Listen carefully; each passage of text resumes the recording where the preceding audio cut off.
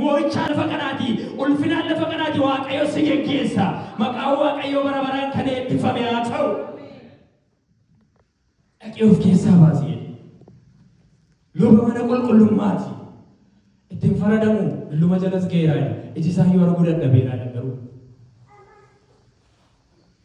Hannaan garuu haleluuyaa hogeetti hubattu waan fuulduraa ilaattu waan ta'eef waan nama ajaa'ibu kadhannaa isheen kadhannaatti kadhachaa jirtu kadhannaa taraa tokko miti kadhannaa hiika hin qabne miti adda baastee waaqayyoon gaafachaa jirti maalitti jette beektu waaqayyoodha ati mucaa ilmaa yoona laatte rakkina garbittii keetii laatte yoona yaadatte yoo ina irraanfachuu baatte itti waaqayyootiin dubbachaa jirti waan nama ajaa'ibu haannaan waan isheen goote waan nuyi gochuu dandeenyu miti mucaa waggaa dheeraa kadhattee argatte kana mana ishee keessa kaa'attee dhudhungachaa guddifatte miti wajjin umurii ishee dabarsite miti waaqayyoof waadaa galte waaqayyo harkaa fuute waaqayyoof deebistee laatte nuyi garuu haleluuyaa waan baay'ee waaqayyo harkaa kadhannee fudhannee waaqayyootti dogonne yeroo nuyi deemnu hin jiru waanuma hiika hin qabne tokko kadhachaa jirti miti adda baastee mata duree kadhannaa qabdi yaannaan adda baafnee mata duree kadhannaa qabna waaqayyo deebiidhaan gara jireenya keetii dhufa waaqayyo deebiidhaan gara du'aarsaa keetii dhufa waaqayyo calcileennis waaqayyo kadhannaa keetii ija gaarii laata waaqayyo jecha Eeliis jecha masaanuu ishee xiniinaas mo'attee dhaabatte yaannaan mo'adhu dhaabadhu waaqayyo ulfinaan gara mana keetii dhufa mo'adhu dhaabadhu ulfinaan gara tajaajila keetii dhufa waaqayyo mo'adhu dhaabadhu gara ulfinatti si waametti waaqayyo ulfinaan si geggeessaa waaqayyo maqaa waaqayyo bara baraan kan eebbifame haa ta'u waan hiika hin qabne miti kadhannaan kadhachaa jirtu lafa kanatti adda baastee eessaaf akka mucichi ta'u beekti yaannaan si'a tokko raajiidhaan jala qixa kana gaafa dubbisu yaannaan iddoo aarsaa isheen itti saamu'eeliin fiduudhaaf kadhachaa jirtu kana ijoollee Eelii warra waaqayyoon hin beekne warra waa hin baafne qabatee jiraachaa jira warra saba waaqayyoodhaaf aarsaa dhiyeessuu dhufe salphisu aarsaa waaqayyoof dhiyaatu warra salphisu jiraachaa jira iddoo isheetti saamu'eelii waamaa jirtu kanaafini si'a tokko raajiidhaa laata hannaan jedhee yaadaan iddoo isheen saamu'eeliin kaa'uuf deemtu kana iddoo isheen saamu'eeliin akkanitti guddatuufi waaqayyoof wareegaa jirtu kana ijoollee Eelii warra waa hin baafne jira warra aarsaa waaqayyoof dhiyaatu dura aarsaan sun gubame waaqayyoof dhiyaatu ofii isaanii dursa nyaatani warra aarsaa dhiyeessuu dhufan dubartoota aarsaa dhiyeessuu dhufan warra salphisanii ijoollee Eelii ofeeni fiyaanii aastu jira lafa sana waaqayyo garuu hannaa keessa waa kaa'e Iyesuus Kiristoos gooftaadha kadhannaa keetii waaqayyo iddoo aarsaatti waa jijjiiruu qaba kadhannaa keetii waaqayyo mana waaqayyootti waa jijjiiruu qaba hin kadhatte yaannaan rakkinaan agar bittii keetii ilaalte yoona yaadatte yoona irraanfachuudhaa baatte isatti naaf laatte yoo mucaa ilmaa naaf laatte isatti naaf laattu kan ammoo ani bara jireenya isaa guutuu mucaan kun maal akka ta'e guddatu iyyuu beektu yaaddaniittu ilmi keenya yookiis intalli keenya borbooddee siistemii biyya lafaan haalota garaagaraadhaan gara nuyi qajeelchuu barbaadetti nuu qajeeluu dhiisuu danda'u hin beeknu hannaan garuu saameen akkamitti akka inni guddatu iyyuu beektu bara jireenya isaa guutuu eessatti mana kee tajaajilaa mana kee tajaajilaa iddoo aarsaa keenya deebi'a Eeliin dulloomaa jira iddoo Eelii ofeeni Fiineyaas dhufanii yoo boonni silayyuu balleessaa iddoo aarsaa waaqayyoo iddoo waaqayyootti ulfina argatu balleessaa iddoo aarsaa waaqayyoo foonii waaqayyoo aarsaan dhiyaatu balleessaa ofeeni Fiineyaas Eeliyyuu dabalatanii lafa kanatti garuu annaan nama ulfina qabeessa waaqayyoo bulu waaqayyoon sodaatu tokkotii waaqayyoo harkaa fuute waaqayyoof deebisuuf waaqayyoo yeroo isheen kadhattu argina haleluuyaa nama dhiibbaa uumuu ta'uu qaba kadhannaa matal jedhanii waan biyya lafaa duwwaa hin ta'in sana duwwaan ta'in foqosiisa waan iddoo aarsaa waaqayyoo ta'uu qaba Iyesuus Kiristoos gooftaadha hin kadhatte annaan erga Eeliin akkasittiin jedhee booddee kadhannaa ishee ittuma fufteedha dhumarraa akkas goote qarabaan mataa isaarra hin ga'u mana kee keessatti guddata deebisee sii kenna yoo kana naa laattettiin jette erga Eeliin jecha kanattiin jedhe booddee Yoosoon Eeliin gaamu akkasittiin jedhe Yoosoo waaqayyo inni kan Israa'el maal godha kadhata kee siif dhaga'u nagaadhaan dhaqee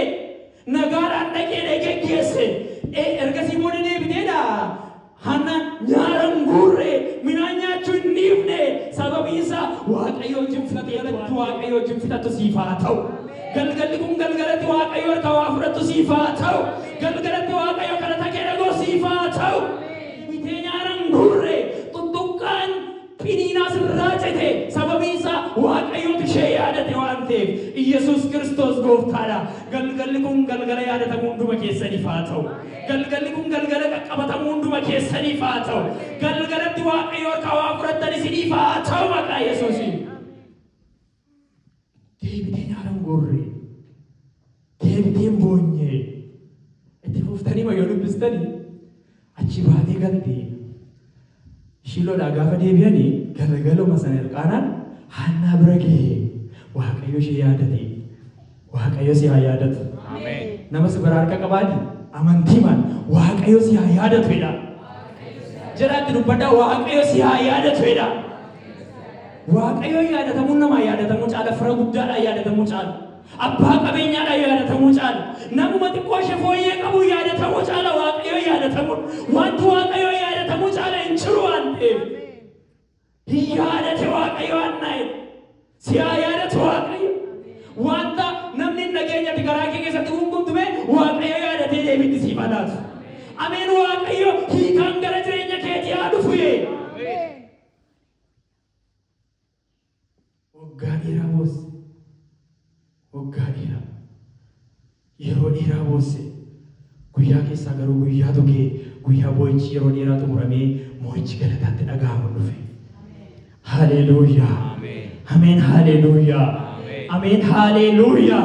Guyyaatti waaqayyo siif yaadatu. Guyyaatti waaqayyo harka si qabu. Guyyaatti waaqayyo lafaa si kaasu. Guyyaatti waaqayyo boo'icha kee haqu.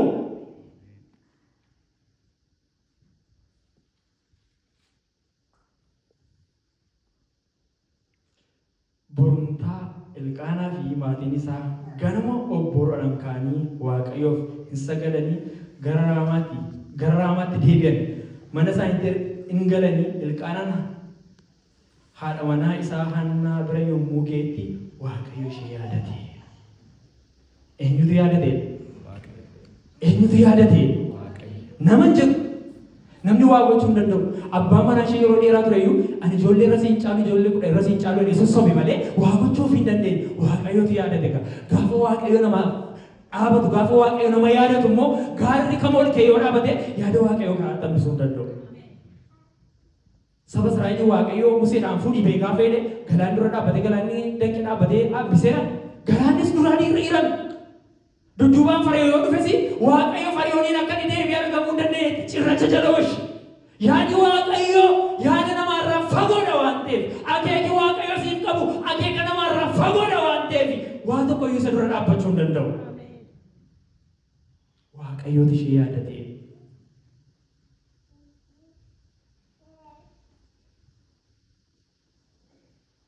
Kanaaf isheen hin ulfooftee yeroon ishee geenyaan ilma deesse.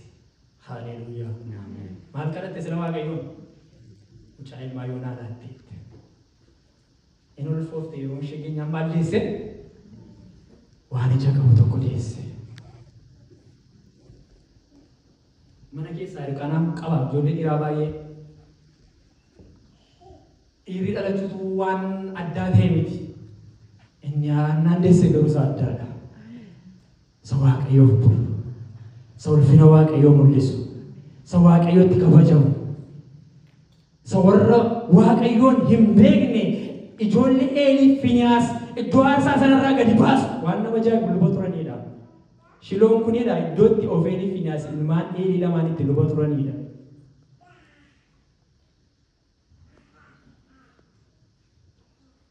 Boqonnaa lama lakkoofsa 10 irraa dhaqxanii yoo dubbistan garuu ilmaan Eelii warra waaqayyoon hin beekne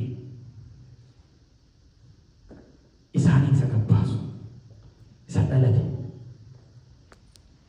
Wanti ulfina waaqayyoo iddootti deebisu mana kee keessaa haa dhalatu. Laphee kee keessaa haa dhalatu. Gola kee keessaa haa dhalatu. Hojii hojjetu keessaa haa dhalatu. Wanti ulfina waaqayyoo iddootti deebisu. Wanti waaqayyootti haara galfatu. Attanii yoo dubbistanii waa'ee ijoollee Eelii boqonnaa lama lakkoofsa 12 kaastanii wanta waaqayyo duratti qajeelaan ta'an cubbuu isaan hojjetan fuula waaqayyoo bira ga'e hin guute.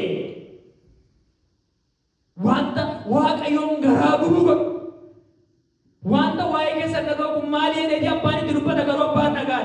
Sila karaa bada waan ta'eef, sila karaa qajeelinaa gadhiisanii babbada waan ta'eef. Hojjetaa isaaniif hojjetu erganiiti nyaata Waaqayyoo faarsaa dhiyaachuudhaaf affeelamaa jiru filee mataa isaanii qabuu waraananii keessaa fuusisaniiti otuu Waaqayyoo faarsaan hin dhiyaatin fuudhanii nyaatanii aarsaa Waaqayyoof dhiyaatu salphisu turanii. Eenyuun Ofeen Fiiniyaas. Maal godhu turanii? Hin salphisu turanii. Warra aarsaa dhiyeessuuf hin salphisu turanii. Yaaddaniitu. Dhiirriin nama dhalate, Saamu'eeliin dhalate garuu isa kan hundumaatti xumura godhu. Isa xumuratti godhu. Waaqayyo ulfina isaa dabarsee namaaf hin kennu Waaqayyo. Garaa Waaqayyo waan nama ajaa'ibu Eeliin akkasii namni yoo walitti bu'ee namatu araarsa. Waaqayyo wajjin walitti bu'uun garuu eenyutu sin araarsa dheeti. Ijoollee isaa totanii dubbatu dhaga'uu didan. Gurri isaanii otuu dhaga'u guuteera waan ta'eef.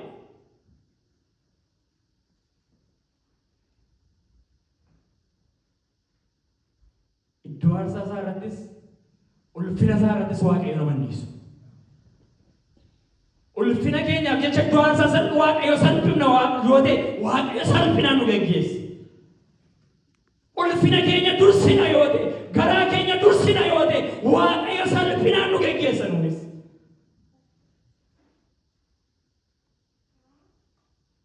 Namni Waaqayyo tokko ka'eedha waan nama ajaa'ibu. Namni Waaqayyo tokko ta'e ka'eeti gara Eelii dhaqeeti Eeliitti ergaa dubbata. Raajiitti dubbata. Sinallee anatu abbaa kee iddoo aarsaa kanarra yookiis immoo luba akkati taatuuf abbaa kee filate. Sanyii kee keessaa namni luba ta'u hin dhibamina dhiyaalatu waadaa galee har'a booddee garuu akkasitti ta'uu hin Waaqayyo. Garaasaa waan gaddeef.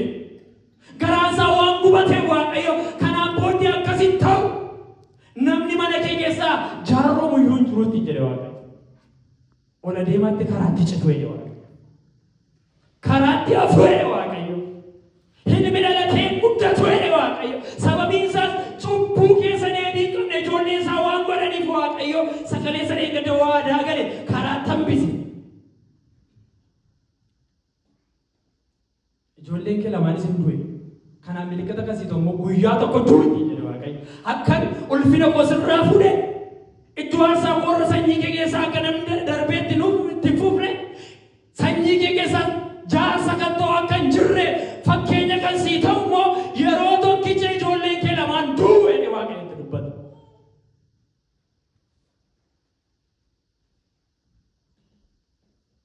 Iyesuus Kiristoos gooftaadha. Irra deebi'een jedha Iyesuus Kiristoos gooftaadha. Waaqayyo hammam beeke hammam guddaa ta'e hammam qaba ulfina isaa dabarsee sitti hin kennu. Hammam baay'een hammam iddoo qaban Waaqayyo ulfina isaatti buuta yoo ta'e ulfina isaa irratti sin dhiisu nan dhiisu. Iddoon aarsaa kun iddoo nuyi waan argine laaqaa ollee dhufne irra dhaabbannu miti. Iddoo ulfina qabeessa Kiristoos Iyesuus dhiiga isaatti laatee. Manni Waaqayyo ati keessa jirtu, manni Waaqayyo ati keessa taa'aa jirtu kuni iddoo Waaqayyo lubbuu isaatti kennee gadhaabe. Of goyyomsaa jiraachuu dandeenya garuu guyyaa tokko akka ijoollee Eelii kana salphan, akka Eelii salphan. Iddoon aarsaa Waaqayyo iddoo ulfina qabeessa, iddoo Waaqayyo yeroo hundumaa irratti mul'achuu barbaadudha. Iddoo yeroo hundumaa Waaqayyo ulfina isaarraa mul'isuu barbaadudha malee iddoo nuyi waan barbaanne laaqaa dhufne irra dhaabbannu miti. Iddoo nuyi jaarsanii wanta goyomsine dhufne irra dhaabbannu miti. Iddoo nuyi geggeessitoota wanta goyomsine dhufne irra dhaabbannu miti. Iddoo nuyi luboota goyomsine dhufne irra dhaabbannu miti. Iddoon aarsaa Waaqayyo iddoo ulfina qabeessa. Iddoo Waaqayyo irratti kabajamuu barbaadudha. Iddoo Waaqayyo irratti ulfina argachuu barbaadudha. Iddoo afurii Waaqayyo irratti hojjetudha. Iddoo Waaqayyo irraa dubbatee dhaa namaa hiikuudha. Iddoo Waaqayyo irraa dubbatee seenaa namaa jijjiiruudha. Iddoo Waaqayyo irraa dubbatee haaleluuyaa du'aayyuu kaasuudha. Du'aa qaqqabaa wallee dhufnee addana akka nuyi dhaabannu barbaadu Waaqayyo. Harraba keenyaan ajjeesaa wallee dhufnee akka nuyi addana dhaabbannu barbaadu Waaqayyo.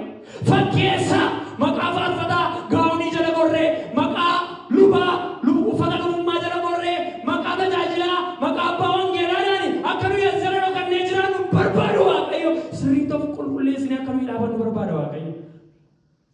Iddoo aarsaa isaaf of eeggata Waaqayyo.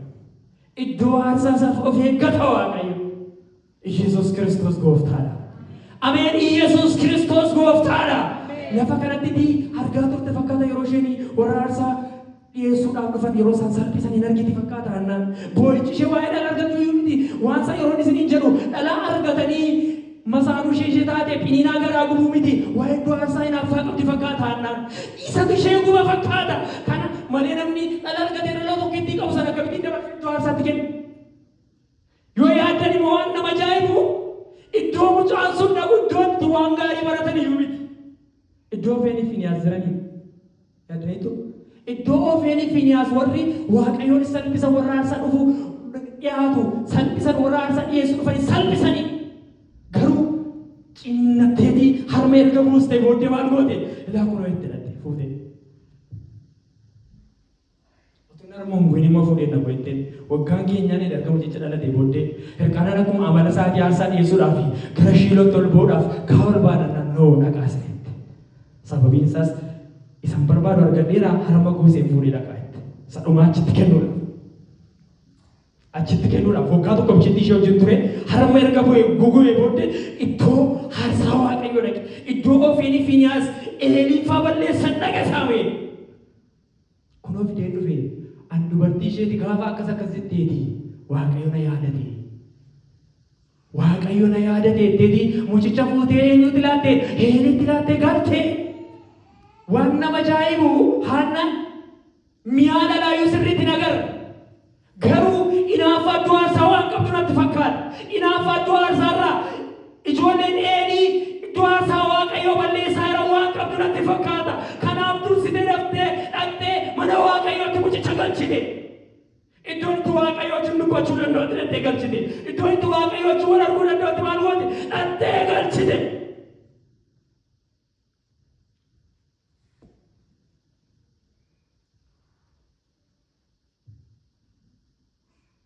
Galchite ilaa kunuun harkaa fudhette harkasii bodachi baatee galtee waggaa waggaatti gaafa dhattuti uffata irra keessaa isaa maalirraa hojjetaman sagalee Waaqayyoo fuutee dhattee laattiif uffata xiqqoo tokkodha. Isaan itti Waaqayyoof hojjetu fuutee dhattee laattiif malee guyyaa guyyaatti dhattee argitu. Yaaddanii beektu bakka hojii oollee gallee gaafa daa'ima mana keessaa dhaabdu eessa dhattee inni gaafa. Maaliif arguu barbaanne daa'ima keenya waan ta'eef dhala keenya waan ta'eef.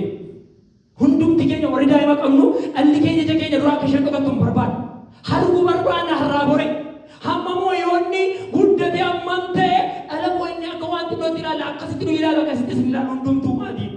Garuu Haannaan lafa kanatti waggaa tokko bijitti amma inni harma guutuu bira toositee sanaa booda dhattee galchitee sanaa booda waggaa waggaatti dhattee argiti malee hin argitu.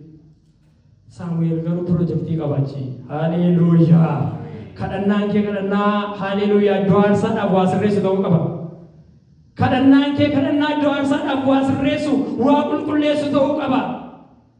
Isa jalqabaa gaafa mul'ataa jiru fagoodha argisitti fakkaate gaafa Waaqayyootti dubbatu Saamu'eelitti Eeliirraa jalqabe mana keessaa jalqabe Iyyasuus Kiristoos gooftaadha. Iddoo qulqullaa'aa kaameedha Saamu'eel. Iddoo saanduqi qabu Waaqayyoo taa'u kaameedha Saamu'eel. Iddoo qulqullaa'aa ta'anii waan xuraa'aatti keessa taa'uu hin danda'amu maali? Gadi baasuu dhabame. Gadi baasuu dhabame. Sanaa booda guddachaa deemee wantoonni Waaqayyoo irraa fuunu guddachaa adeema malee gadi na deema. Faarfannaati Waaqayyoo harkaa fudhatee xiqqaachaa deema taanaan of ilaali. Lallabati Waaqayyoo harkaa fudhatee xiqqaachaa deema taanaan of ilaali. Kiristaanummaan tikeeti Waaqayyootti amante gadi bu'aa deema taanaan of ilaali. Waa jira. Saamu'eel mucicheedha. Foonittis hubannaaf ogummaattis beekumsattis guddachaa adeemedha. Akkuma Yesuus, akkuma Yohaannis Lukaas boqonnaa tokko dhaqaa dubbisa. Guddachaa adeemee gaaf tokko hin beeku waan akkasii baratee hin beeku waan ta'eef iddoon jiru sun garuu iddootti Waaqayyo isa barbaade waan ta'eef sagalee dhagee Saamu'eel kan isa waamu sagalee gaafa dhaga'u Eelii na waamasee Eelii bira dhaqee. Eessa dhaqee? Eelii bira dhaqe manicha keessatti Eelii beeka waan ta'eef gaafa Eelii bira dhaqu dhaqi deebii rafiitti jedhe Eeliin. Lammata ammas gaafa sagalee dhaga'u Eelii bira dhaqi deebii rafee. Sadaffaa gaafa waamas Eelii bira dhaqi deebii rafee. Arfaffaatti Eeliin yoo yaadatti deebi'ee kan mucaa kana waamaa jiru Waaqayyo dhadheeti. Gaafa sagalee akkasii dhageessu haleluuyaa. Sagalee dhagaleessa dheengadda dhagee hin beekne dhagee waan ta'eef Iyyasuus Kiristoos gooftaadha. Ameen. Iyyasuus Kiristoos gooftaadha. Eelitti dubbachuu hin danda'a ture Waaqayyo garuu Saamu'eelitti dubbatee waa sirreessuu barbaada. Sitti dubbatee waa sirreessuu barbaada Waaqayyo. Qophiidhaan. Mijaadha Waaqayyoof. Garaan kee mijaadha Waaqayyoof. Arfaffaa Waaqayyo gara sana dhaqee gaafanni Saamu'eel jedhee waamu asan jira garbichi kee dubbadhu. Waaqayyo wajjin jalqabe. Haasaa Waaqayyo wajjin jalqabe.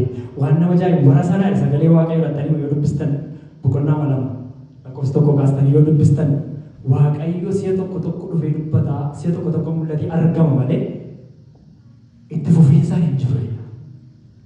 Yesuus Kiristoos gooftaadha. Isuma kana keessa Waaqayyo gara Saamu'eel dhufe. Isuma kana keessa Waaqayyo gara kee dhufe. Isuma kana keessa Waaqayyo gara mana keetii dhufe. Mana isaa sirreeffachuudhaaf gara mana keetii dhufu Waaqayyo. Sana booda asin jira jedhee gaafa inni dubbatu Waaqayyo mul'ata Saamu'eelitti dubbate. Sana booda deebi'ee rafee Saamu'eel. Ganama gaafa inni ka'u Eeliin dubbittiin gara isaa akka taate beeka. Gara mana isaatii akka taate beeka. Akka waa babbadaa jiru beeka garuu Eeliin waan godhu wallaala. Akkasittiin jedhee Saamu'eeliin gaddisiise. Maal sitti dubbate Waaqayyo ida galgalaa. Waan Waaqayyo sitti dubbate keessaa tokko hambistee na Waaqayyo waa namaa sitti hafe jedhee Saamu'eel kakaadhaan qabe. Arganii yoo keetti barbaade Saamu'eel silayyuu karaa barbaada qajeelchuudhaaf ol galee haannaan akeeka malee Saamu'eeliin gara sana hin finne. Haaleeluuyaa! Akeeka malee hin finne itti dubbate qaba. Waaqayyo akkas akkasiin jedha. Ilmaan kee lamaan hinduu silatti dubbateera karaa nama kan biraatti dubbateera karaa Saamu'eelitti dubbate sanaan booda Eeliin karaa isaatti baay'ee gaddee lola jira warra Filisxeemii wajjin lolu sabni Israa'el ba'ee lolatotu jiru mo'amanii gara namni 400 harkaa dhumnaan as deebi'anii saanduqii qabu Waaqayyo nu gargaarina lafa Waaqayyo jireenya saanduqii qabu Waaqayyo maal godhe Waaqayyo lafa ulfinni jireenya saanduqii qabu Waaqayyo maal godhe saanduqa qabu Waaqayyo fuudhee sanaan immoo moo'icha argannaadhaadhanii dirree dhaqanii yeroo sana Ofeeni Finiyaasis Waaqayyo akeeka qaba sanayyuu isaaniin ajjeesuuf waan ta'eef duukaa dhaqanii saanduqii qabu Waaqayyo sin booji'ame Ofeeni Finiyaasis achitti du'an. Isaan keessaa tokko lola keessa kan ture wayyaa tarsaasee awwaara mataatti naqatee fiigichaan gara mandaraatti deebi'ee fiigaa dhufee Eelii bira ga'eeti Eeliin balbala mana qulqullummaa fuuldura teessuma kaa'atee karaa bukkee taa'aa ture. Maal takka isaan jiran gooftaa fakkaata. Inni Waaqayyo dubbate murtoodha waan ta'eef keessa deebii qabu waan ta'eef. Inni Waaqayyo dubbate namni dura godhee karaa dhaabuu hin danda'u akka hambisuu hin dandeenye Eelii waan beekuufi maaltu teenya laaseeti karaa bukkee taa'eetii dhaggeeffata ture waca guddaa ture iyya guddaa ture namichi lola keessaa ba'ee fiigaa gara mandaraa dhufee gaafa gara mandaraa dhufeenu waan ta'e sana dubbatee Eelii bira geesse gaafa Eeliitti dubbatu namoonni rafne hin dhumanii saanduqa Waaqayyoo hin booji'ame sana duwwaadhaa ilmaan kee lamaan Eelii Ofeeni Finiyaasis hin du'anii jedhee gaafa itti dubbatu waa'een saanduqa Waaqayyoo garaa isaa raase waa'ee ijoollee isaatii miti saanduqi Waaqayyoo iddoo aarsaa Waaqayyoo iddoo qulqullaadhaa gadi ba'ee warra Waaqayyoon hin beekne warra safuu Waaqayyoo hin beekne booji'amuun garaa Eelii waan gubeefi Eeliin akkas ta'edha. Teessumarra taa'urraa karaa bukkeetti kufee nanni isaa waan itti ulfaateef dulloomee jira waan ta'eef boquunsaa cabee du'e. Yesuus Kiristoos gooftaadha. Ameen. Yesuus Kiristoos gooftaadha. Gaafa jiraan dhumee fura tokko taanee kana si'a tokkotti waamamneerra. Kiristaanummaa kana si'a tokkotti waamamneerra. Wanti nuyi waamamnee fi inni nuyi qixa kanarra jirruu fi waan kan biyya lafaa miti waa'ee mootummaa Waaqayyooti waa'ee ulfina Waaqayyooti Waaqayyo anaaf siif kan inni barbaaduuf taatee biyya lafaarraa ishee babbadduu miti kanaaf sagalee Waaqayyo duraan dursaa mootummaa Waaqayyoo qajeelummaa isa barbaadachuutti yaada garaa keessanii hidhadhaa'edha konkolaataa bareedaan hin darba manni bareedaan hin darba wanti bifi bareedaan yarrabaanu kun iyyuu hin darba wanti biyya lafaa kanarraa hafee dhaabbatu hin jiru tokkicha Kiristoos jiraataa duwwaadha Waaqayyoof akka ta'utti jiraachuu akka dandeenyuuf Waaqayyo hunduma keenyaa gargaaru. Ameen Waaqayyo hunduma keenyaa gargaaru. Garaa isaaniitti goranii yaada garaa isaaniitti goranii foon isaanii isa darbutti goranii luboota ta'anii otoo jiranii waan ulfina Waaqayyoof ta'u dhiisanii yaada garaa isaaniitti goranii Waaqayyoon salphisanii aarsaa Waaqayyoof dhiyaatu salphisaniiti salphatanii hafanii Ofeeni Finiyaas. Salphatanii hafanii du'a saree du'anii bakkee irratti hafanii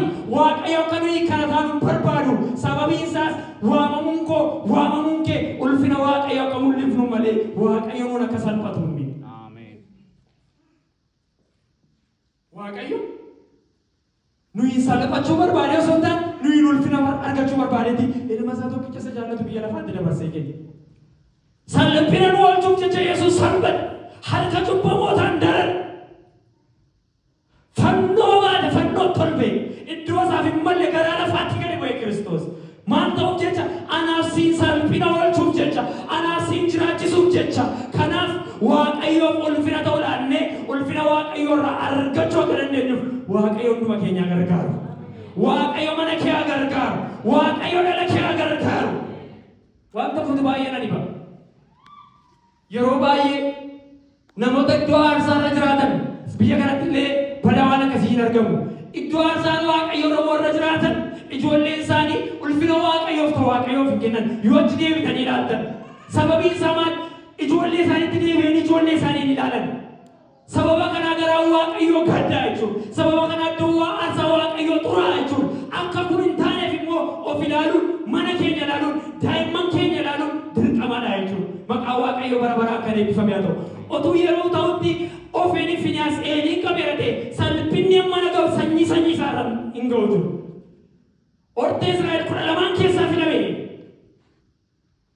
Akka luba mana qulqullummaa ta'anii iddoo aarsaa waaqayyoo irra ta'aniif Eeliin fa'a garuu ulfina waaqayyoof ta'u waaqayyoof laachuu waan isaniif salphina hin taane salphataniiti waadaa waaqayyoo kaleessa eeggate isaaniif gale karaa tambisaniiti akka du'a saree du'anitti bakkee irratti hafan akka darbeellee jaarsi mana isaanii keessaa sanyii isaanii keessaa hin argamnettiti karaa hafan waan nama ajaa'ibu ofiin Finiyaas duusaa dhageessee haati manaan Finiyaas ulfa turtee ofii ishee sinduute gaafa isheen deessu mucicha isa dhalate sana maqaa biraatti moggaaste sababiin isaas ofiin duute salphina guddaa isaan argate waan ta'eef salphinni guddaa isaan argate sun immoo deebi'eeyyuu ilmi dhalatee mana sana keessatti guddatee jaarsaa kan taane waaqayyo waan waadaa galeef yookiis immoo waaqayyo waan murtoo galeef waan nama gaddisiisu waan ta'eef waan sana waan dhageesseef maqaa kan biraa mucichatti moggaasteeti addunyaa kanarraa godaante waaqayyo kana nu oolchu. Ameen waaqayyo nu oolchu. Nuyi warra waaqayyotti salphatu sun taane warra waaqayyotti ulfina argatu akka taanuuf waaqayyo nu gargaara. Sana keenya waaqayyo nuuf eebbisu hin kadhanna waaqayyo.